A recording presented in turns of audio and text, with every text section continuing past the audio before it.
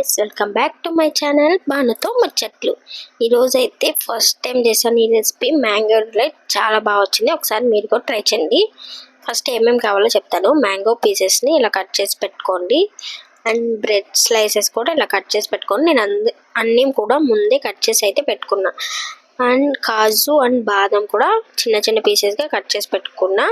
And custard powder, fresh cream and vanilla essence, condenser milk ఇవైతే కావాలి. And sugar కూడా కావాలి.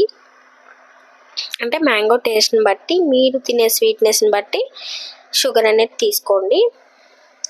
ఫస్ట్ స్టెప్లో వచ్చేసి కండెన్సర్ మిల్క్ అండ్ ఫ్రెష్ క్రీమ్ని బాగా మిక్స్ చేసుకోవాలి. అది మిక్స్ అయిన తర్వాత వెనిలా ఎసెన్స్ వేయండి దాంట్లో. అండ్ సెకండ్ స్టెప్ వచ్చేసి మ్యాంగో పీసెస్ని స్టవ్ పైన పెట్టి బాగా పచ్చి వాసన పోయేదాకా ఉడికించండి. దాంట్లో కొంచెం వాటర్ అండ్ షుగర్ కూడా వేసుకోండి. బాగా కొంచెం మెత్తగా అయ్యేలాగా పచ్చి వాసన పోవాలి. మెయిన్ పచ్చి వాసన పోయేదాకా ఉడికించుకోండి. అది ఫోన్ అలా దగ్గరికి పెట్టేసరికి ఇలా పొగలాగా వచ్చిందనమాట. కలుపుతూనే ఉండాలి. కొంచెం మనం పక్కకి తిరిగినా సరే మొత్తం కింద అంటేస్తుంది. నేనైతే ఫస్ట్ టైం చేశాను. ఎక్సలెంట్ అని చెప్పను కానీ బాగా వచ్చింది. చాలా అంటే చాలా బాగా వచ్చింది. అండ్ తర్వాత ఒక గ్లాస్లోకి మిల్క్ తీసుకొని దాంట్లో custard powder and vanilla essence వేసుకొని బాగా కలుపుకొని పక్కన పెట్టుకోండి. నేనైతే 1/2 లీటర్ మిల్క్ తీసుకున్నాను. 3 మ్యాంగోస్ తీసుకున్నాను నేనైతే. సో దానికి తగ్గట్టు నేను తీసుకున్నాను అనమాట. మిల్క్ని బాగా బాయిల్ చేయండి. ఫస్ట్ మిల్క్ బాగా బాయిల్ అయిన తర్వాత ఇది మొత్తం కూడా దాంట్లో వేసేయండి. కస్టర్డ్ పౌడర్, మిల్క్ ఉంటుంది కదా, అదంతా దాంట్లో వేసేసి అలా కొంచెం ఇంకా థిక్గా అవ్వాలి.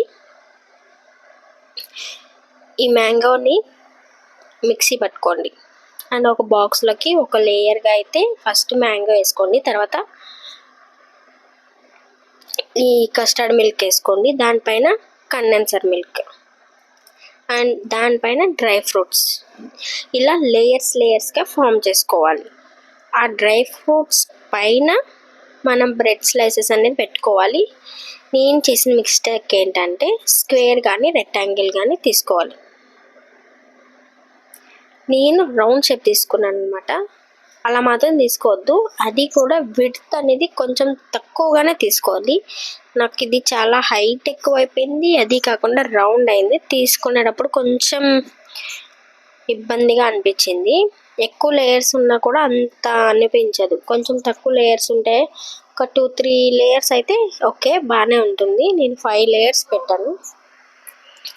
మళ్ళీ సేమ్ అదే స్టెప్ అయితే ఫాలో అవ్వండి.